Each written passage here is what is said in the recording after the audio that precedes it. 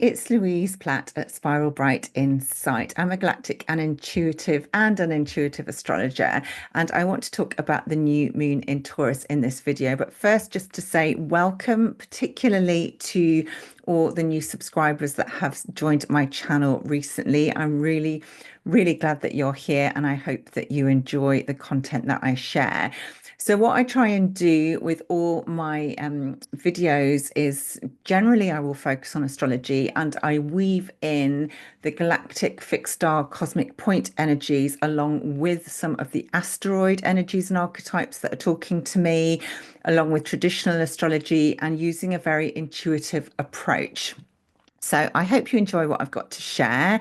I hope that something, resonates, or that a lot of it resonates, and that you sort of get something out of it that perhaps you've not heard anywhere else. Of course, I'm going to be repeating stuff that other astrologers are saying, but it is my hope that something does resonate with you. And I should always say, I always forget to say this, but if things don't resonate with you, then that's fine. Use your discernment, take what it does, and move on if it's not for you. So what we're dealing with a new moon, and this is the start of the lunar cycle. So the moon and the sun are together at 7 degrees 46 minutes of Taurus in this particular lunar cycle, and this is taking place on the 27th of April at 8:30 in the evening in the UK, so adjust the time to according to where you are in the planet. And the new moon, it marks the beginning of a cycle. The sun and the moon are together, so there is no light on the surface of the moon, so effectively it's a dark moon. You can't see it, and the symbolism for this is really about coming into that place of darkness, sort of under the ground. If we think of the seed in the soil, in the dirt, there is no light at this stage. It is just surrounded by darkness. You can also compare it to the womb space, where again, there is no light.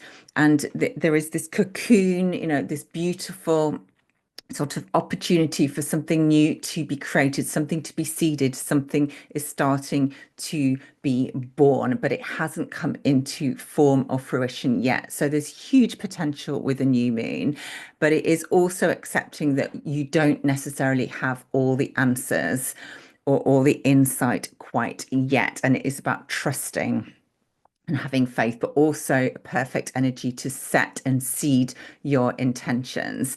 And when we're working with a new moon in Taurus, this is fixed earth. And so this is very much sort of tuning into the wisdom of Taurus, which is the second sign of the zodiac, second sign of the wheel, very much physical expression, exploring themes of value, of self-worth, of resources, of what matters, and therefore, not only in terms of value to you, but matter is in the physical matter, so the body, and really kind of seeing the body as a resource. The body is something sacred. The body is something that we really need to take care of, because this is the container, the vessel that allows the sort of divine spiritual expression of the soul to be embodied, to be expressed in this physical reality that we are in.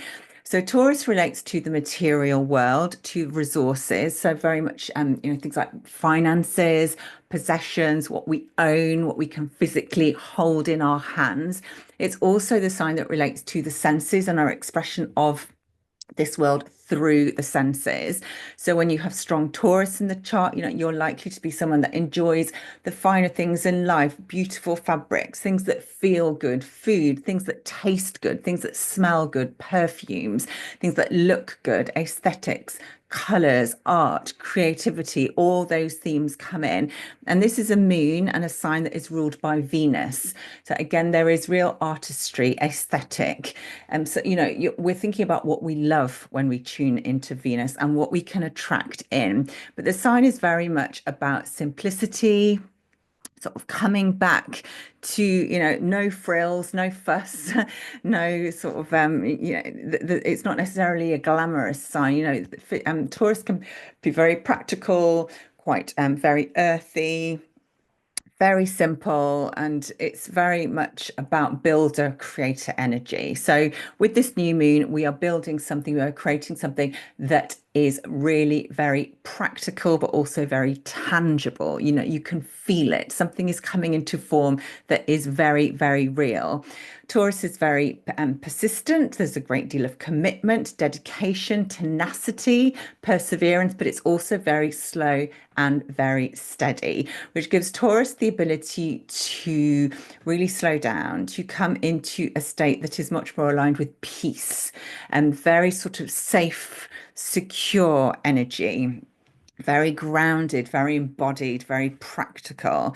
So, you know, when we're sort of tuning into this new moon, it feels like this beautiful kind of point where we can anchor into that stillness, that simplicity, that purity, where we don't have to get caught up in the drama and all the fuss and all the noise. It is about really coming into a centered state, dropping into the body and starting to understand that it is by being embodied and being in the body and dropping completely fully in that we can really start to create something that is really valuable, you know, that means something, that matters.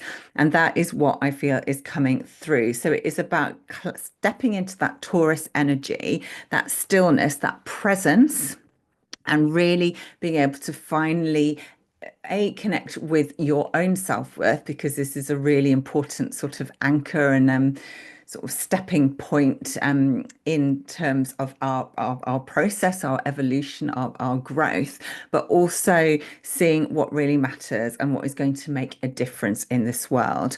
So there's some incredible energies, alignments, aspects going on in this new moon chart. And I just want to draw attention before I briefly show you the chart to the fact that there is a lot of number seven energy in the chart, because the moon and the sun are both at 7 degrees 46 minutes. So we have the presence of the seven. We've also got the eight coming in as well. But you know, the eye is drawn to the seven. We have quite a few other asteroids also sharing this 7 degree. So there's a real focus on this number and the frequency and symbolism of the number, which is a very spiritual number.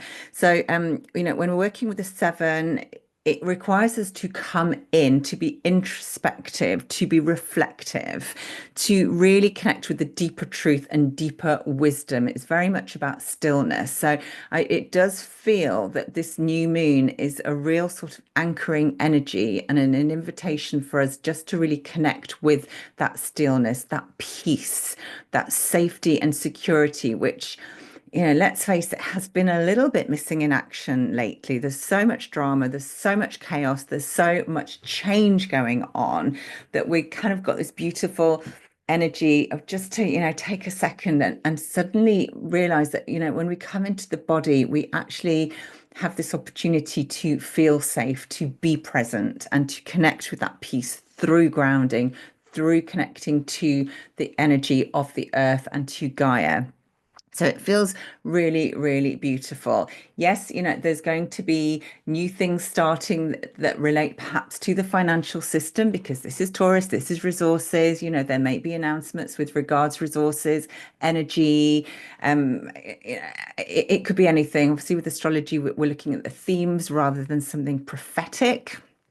And being able to sort of say, well, this is what's going to happen. We never know. You know, things can show up very differently from what we expect. But for me, it is more about really starting to connect with what matters in the world, what matters to you, and how can you start to share your gifts, your talents, and your worth by recognizing your own value first and foremost, and then sort of sending that out so that other people can start to see it. So this is also a time when new gifts and new talents might well be coming online. And again, you know, this is something that has it may be slow, it may be steady, it may feel like it's taking an age to arrive, but when they do, it's something really useful, because it's very tangible, because it's very grounding, because it's very stable, and it is for the long term. So Taurus will take a long time to get to where it needs to be, but it is very, very thorough. So there's not going to be sort of, missing links or, things that you've forgotten. This is going to be very thorough, very all encompassing. So let's have a look at the chart. Okay, so I have got quite a few asteroids showing up on this chart. So yeah, apologies if it's a little bit overwhelming, but let's just quickly look at the position of the sun and the moon together, 7 degrees, 46 minutes of Taurus. You might notice this symbol, this glyph. This is actually Isis, and I am going to come and talk about her shortly, but she is very close to this new moon, so her energy is significant. If we look elsewhere in the chart, in opposition in Scorpio, we can see this glyph, which is Hecate, and I will be talking about her as well. She is in an exact opposition to the sun and the moon. She is retrograde in Scorpio. Sitting next to her is Black Moon Lilith. Now, Black Moon Lilith's position is going to change depending on whether you are mean or the true calculation. And this chart is set up with the true calculation. So Black Moon Lilith is very close. Situated next to Hecate, opposing the new moon. We can see over here, I mean, I've been working with the asteroids, next level recently. This is Atlantis, this glyph. So Atlantis is now at 0 degrees of Scorpio in retrograde. And then if we look sort of staying in line with the fixed signs, we have got Veruna up here at 7 degrees of Leo, sitting next to Mars at 4 degrees of Leo. And Mars has just moved out of its exact opposition with Pluto at 3 degrees 48 minutes of Aquarius. So we do have a fixed grand cross. Now, I was talking earlier in the week about the fixed grand cross that was taking place between Atlantis, Mars, Pluto, and the Sun, when the sun was in the earlier degrees of Taurus. So sun and moon have moved on now. Mars has moved on a little bit as well, and Atlantis has moved back. So although that fixed grand cross is still there, the new one is being formed that brings Hecate into the picture and also brings Veruna onto the stage as well. And I will talk about their energies in a minute. So before I close this down, other things just to highlight are the fact that Mercury at 11 degrees of Aries is next to Salassia at 11 degrees of Aries. So there is a story to share there. We can see down here that the North Node, Saturn and Venus are all still very close together in a triple conjunction in the final degrees of Pisces. And, we've been talking about Pisces for what seems like forever, but, they are still very close together. Uranus is now at 26 degrees of Taurus. Uranus is moving back now towards the final degrees of Taurus. So 26 degrees, he's getting very, very close to Algol. So I will talk about Algol as well, in a trine to the South Node at 26 degrees of Virgo, and also in a slightly wider trine to the Sphinx at 21 degrees of Capricorn. So this is a grand Earth trine. We have this grand fixed cross. We've got some conjunctions as well. So there is a lot going on. But what I'm going to do is just talk through some of the key energies that I see and what I think is coming through. So with the sun and the moon in this fixed grand cross, I talked about this energy earlier in the week. It feels to me with the fixed grand cross energy, slightly different players now, but still really profound, powerful ones: Hecate, Pluto, Mars, Veruna, Sun, Moon, Isis. It feels as if we are being sort of put in the middle of a container, of a vessel, and it feels like we are being squeezed so tight. The pressure is building and we can't, there's nowhere to go because we are in this container. The cross is fixed, all the sides are pretty much blocked in, and we are in the center of this, and it is this pressure that is being created through these all these asteroids and planets sitting in these fixed signs where none of them actually want to budge. You know, fixed energy is very sort of stubborn. It sort of digs its heels in. It refuses. It doesn't want to change. It resists change so much. Like the resistance is so intense. But all four of them are kind of sticking in at the four corners of the chart, just going, don't want to change, don't want to change.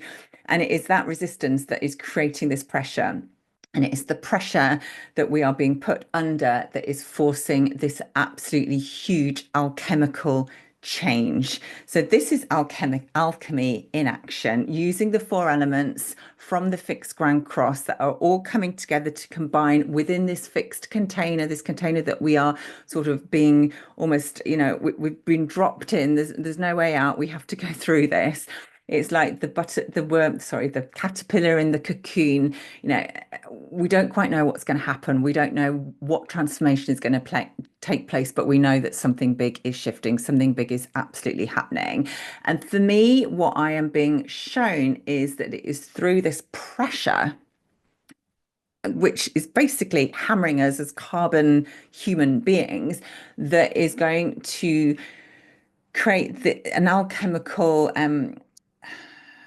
reaction that is going to shift us into the crystalline version of ourselves. And I'm going to talk about why I'm getting that image. And there's quite a few kind of contributing factors, but that is how it feels. And the other thing that I get when I really tune into this pressure, and it has been unbearable, and I've got quite a lot of sort of action in my chart at the early degrees of the fixed sign. So, anybody with sort of activate with planets or angles or any sort of cosmic points, cosmic bodies in the early degrees of the four fixed signs, you are going to be really feeling this. But it is for all of us. This is a collective transit. This is a collective fixed grand cross that we are in. We are going through change. We are going through a shift. We are going through metamorphosis.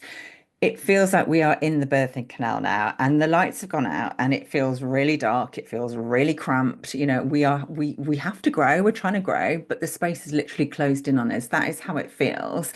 And we are being squeezed through this really kind of what feels like this really tight tunnel. And it's just like we've got to the point where we just have to let nature and the universe take over. We're in that tunnel now. There's no going back. There's absolutely no way we can get back up into the womb, into that safe space, that comfort zone that we've been in. We're being pushed down this tunnel, but we don't actually know quite how long the tunnel is or what the time scale is. When exactly are we actually going to crown and come out into this new birth, this new reality, and what is the reality going to look like? I couldn't tell you. I genuinely don't know. I've got a feeling it's going to be amazing, but who knows? But it's having to trust the process and having to be okay with that darkness, which is kind of what it feels like with the new moon. This is a very physical new moon. It's a very creative new moon. Taurus has created the builder, so we are building, creating, giving birth to something very new, very tangible, very real that is very valuable, but we don't quite know what it is yet. So it's having the faith and the trust and also being able to withstand the discomfort and the pressure. And, the resistance is kind of there through this cross. We don't need to add any more ourselves. So, the kind of the feeling I'm getting is like it's just time to just let go and surrender. And just go, okay, the pressure's so big, I'm just gonna have to just let it do what it does, and there's huge kind of feelings of like Sedna here. She had to let go and just surrender and just have faith that, the transformation was going to happen. She hit the waters. I'm not entirely sure what element we're about to hit. We are in the waters because, we've left the womb, we're in that birthing canal. Water is a part of birth for sure. And there's lots of water in the chart. But, there's also fire taking place, which is alchemical, transmuting, purifying. There's also air sort of, blowing away all the old, and stirring things up, very electrifying as well. There's just so much going on. But just to come back to this fixed grand cross, so Sun, Moon next to Isis. Now, Isis is a new kind of character for me, and if you've been sort of following my work for a while, you'll know I do work with the asteroids. And what tends to happen is that I will get a client inquiry. They will say, Oh, I'd like you to do my chart. Could you maybe look at this particular energy? So I'm like, oh, okay. And generally, I don't tend to say no, because I always sort of know that if someone is approaching me on introducing me to a new energy, a new star, a new asteroid, a new dwarf planet, whatever it is, that there is something that I have to learn from that sort of introduction. And Isis has come in this week through another galactic astrologer, actually. He mentioned her. She was looking at my chart in terms of asteroids. And when we looked, Isis was on Tuesday at 2 degrees of Taurus next to the sun. She's been today, as I'm recording, she's at 3 degrees of Taurus next to the sun. In my chart, she is at 2 degrees of Leo. So she is creating a part of the fixed ground cross. She's very active. But her sort of archetype, she's a goddess. She is the goddess of motherhood, of magic, of protection and healing. So, there is this beautiful energy coming through of somebody or of this goddess who is able to hold space for us at a very physical level. It may be ancient, but nevertheless, she is standing there with the new moon and the sun as something is being birthed, sort of helping us holding space. She's very much about embodied experience. She is very protective. She is also very present in times of rebirth and transition. And she's also said to have been able to resurrect the dead. So again, it may be the case that something that perhaps you thought, had long gone or hasn't worked before is going to come back round this time, and this time the energies are right, the container is there, the alchemy has happened, the shifts have happened, the transformation has taken place, and whatever it is that you wanted to bring forward and give birth to is really going to work this time because you're coming at it from a completely different perspective, different mindset, and you've got a new kind of perspective and a new sense of how valuable it is and how much of a difference it is going to make, how much it is going to matter. So we've got this beautiful new moon ruled by Venus sitting next to Isis, this beautiful goddess, divine feminine, powerful, beautiful energy. And then we have in the opposing side of the chart, we have Hecate. Now, Hecate is another goddess. She is also linked to magic.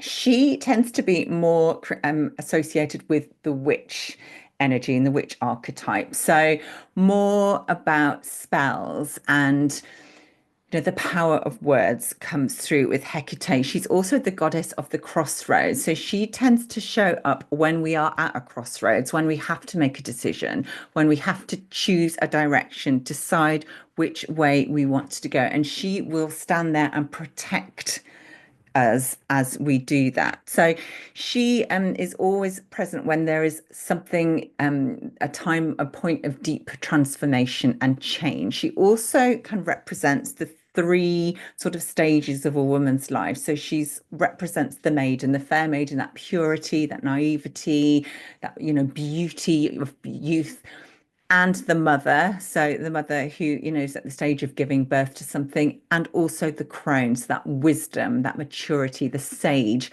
energy, having come through the life and sort of gone through the different stages. So she represents all three deeply feminine energies and magical powers coming through.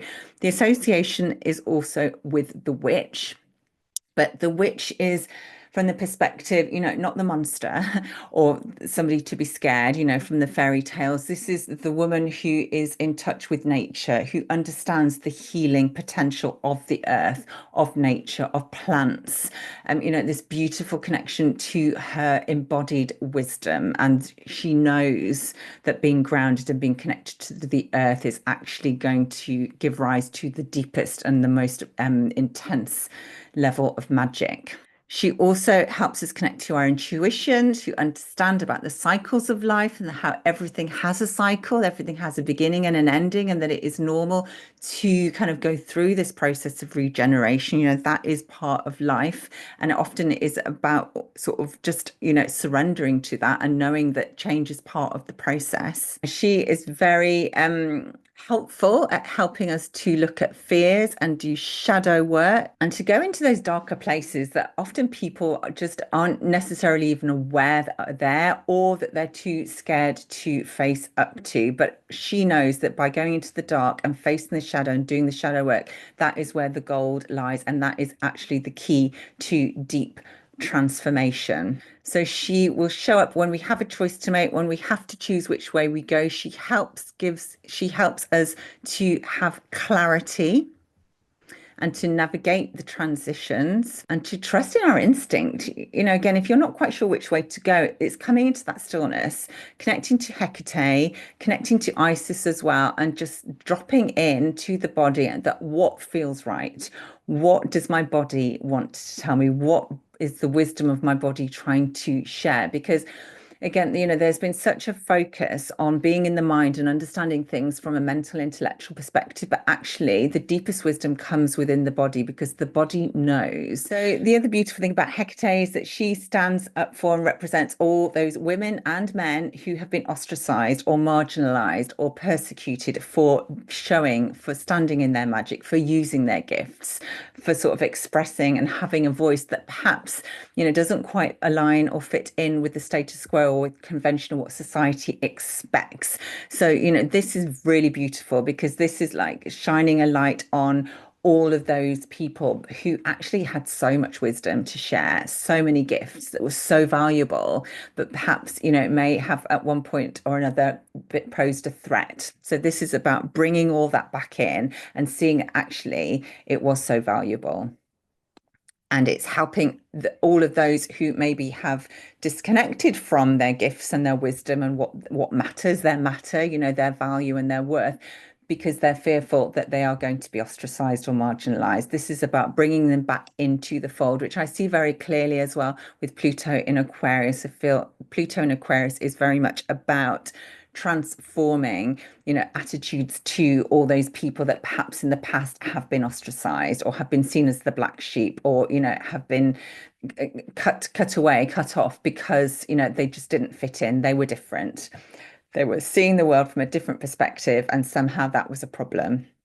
So Hecate is the rebel, and she's going to really stand up for all those people that effectively are coming in with and working on the witch wound. So that just feels so empowering. And then we have well, obviously we have Black Moon Lilith there as well. So she is helping us to see, that we need to go into the shadows, we need to go to the depths. Scorpio is about seeing what's beneath the surface, what lies in the waters, deep within, buried within, that we have repressed, that we have seen as shadow, or that others have seen as shadow. And this is about standing up and always having that kind of war cry, that primal scream. We need to be heard, we need to be seen, we need to be validated. But it is about seeing and hearing and validating the self before anything else, because so often, we project all these fears. We feel that we're under attack, or that something, that somehow that we're going to be shut down, but actually it's the fear that is coming from within that is creating that reality. And we're out of time now where we can start to see that this reality, that is an old timeline. I've talked about Saturn conjunct the North Node, literally dissolving timelines. That is old. We don't need to remain attached to that anymore. We can create a new timeline, a new way, a new earth, a new approach, where we can stand in our power, where we can share our gifts, where we can be true to ourselves, and and we're no longer going to be persecuted or ostracized or cast out. This is the new earth. This is the new way. With the square to Veruna, again, it's another dwarf planet. Again, I'm not an expert with these dwarf planets, but this represents the god of cosmic order and the guardian of universal truth. So Veruna is essentially there at 7 degrees of Leo, next to Karma, which is another asteroid, 7 degrees of Leo. And these two are really making sure that anything that happens now, anything that is created at this new moon, is in line with ethics and with universal conscience. It abides by moral law, by cosmic justice, and that anything that is not sort of based in truth and ethical integrity and authenticity is just simply not going to work. And I think even worse, it could go up in flames because Leo is obviously the fire. So this is very transmuting, purifying energy. And Veruna also helps to peel back the illusions, the layers, and bring everything into divine alignment that is aligned with the highest order and the highest truth. There's also the ability when this asteroid, this dwarf planet is active, it's the ability to see everything. So it feels to me like this is the all-seeing eye. So secrets can be exposed, judgment can be passed, divine law can be adhered to. But this is not about the average person on the street sort of going out and, trying to sort things out or draw attention to something or, whistle blow, whatever. This is about a higher cosmic universal order being cast, and anything that does not fall into alignment with that and adhere to that is going to literally be broken apart. And with the opposition to Pluto, the destroyer, the creator, it feels like, this is a real time of reckoning. But it's almost as if we don't need to worry about that because all of that is being taken care of. This is very karmic. We have done the time, we've done the work, and now we need to almost hand it over to the universe, to source, just to sort out, to bring everything into alignment. So Veruna also rules the hidden realms, again, so anything that has been hidden. Leo is like a massive big spotlight. There's a lot of noise, a lot of fuss, drama, flair when Leo is active. So again, things are going to come to the surface and be really obvious that perhaps weren't obvious before, especially if they are in defiance of divine order and universal truth and spiritual conscience. So that feels absolutely huge to me.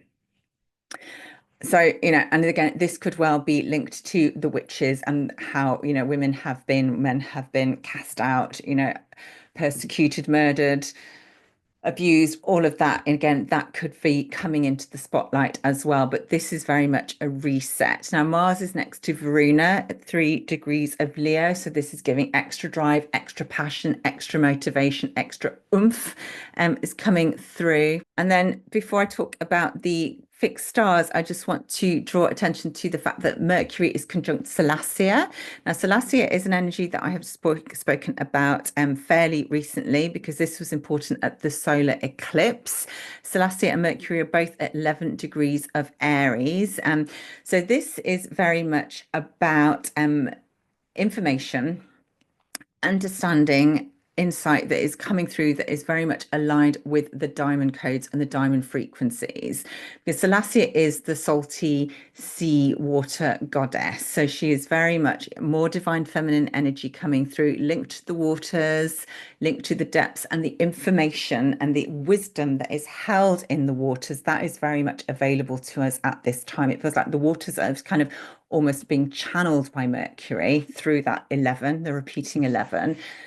But there's also a sense, because Salassia is like the shimmering reflection of the light on the water, which looks like diamonds, reflecting everywhere, reminding us that we are all interconnected, that we're all connected, that we are all a reflection of one another and the greater universe.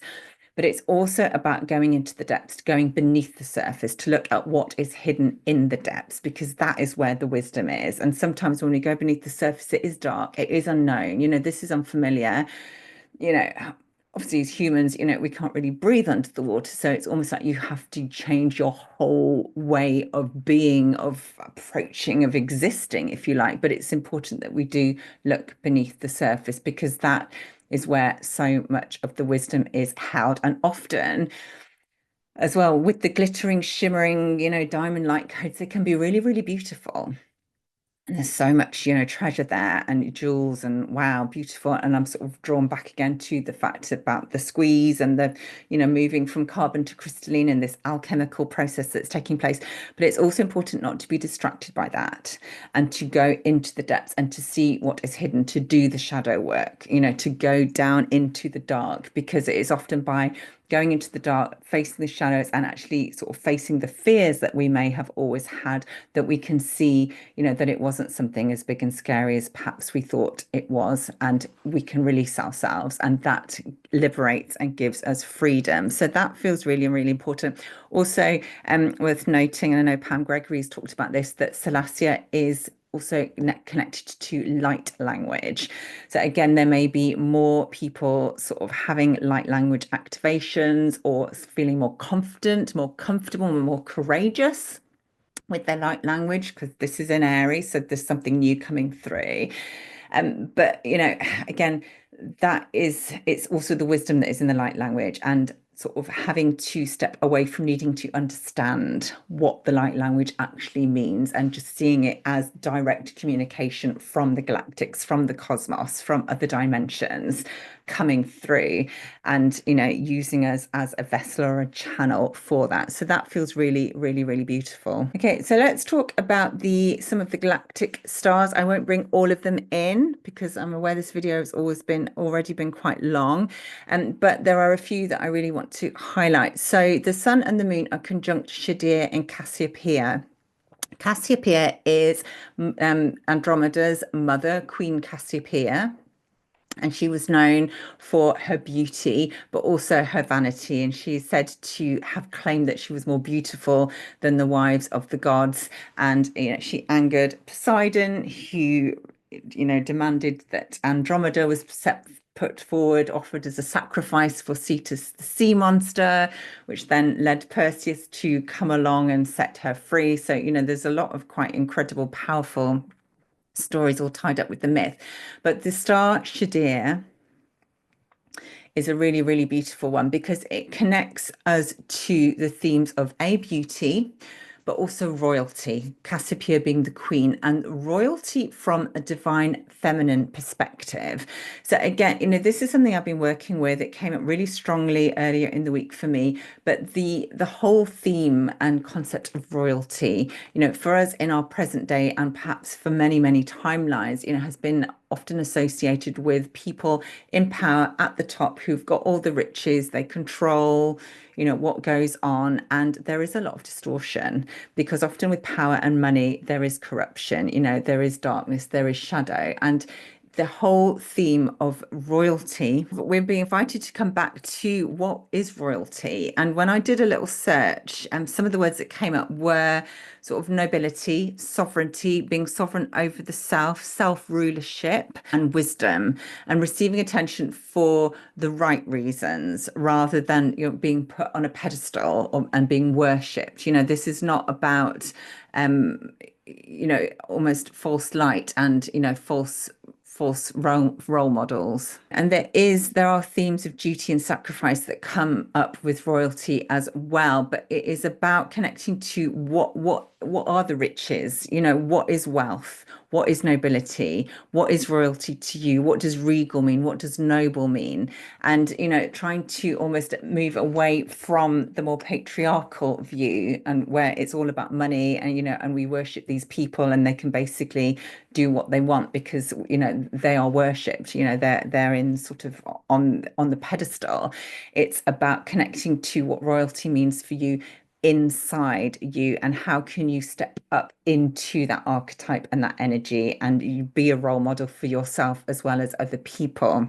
There is also a connection to very angelic energy with Cassiopeia, but also just really connected to beauty and what is beauty, and being able to sort of see beauty in everything in the day to day. So as well as the angelic energy, there is a lot of focus on communication with Cassiopeia, moving away from the ego, and the vanity, and sort of, the duality of those themes and the story.